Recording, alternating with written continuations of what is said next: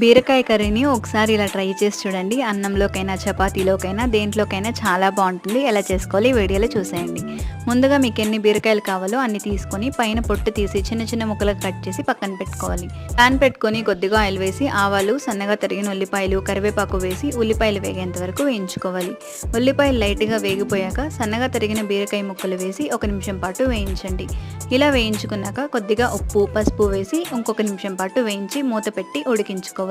ఇప్పుడు mixie jar తీసుకొని 1 cup పల్లీలు, పొట్టు తీయని వెల్లుల్లిపాయలు, కారం తగినంత, 2 టేబుల్ స్పూన్ ధనియాల పొడి, తగినంత ఉప్పు వేసి మిక్సీ పట్టుకోవాలి.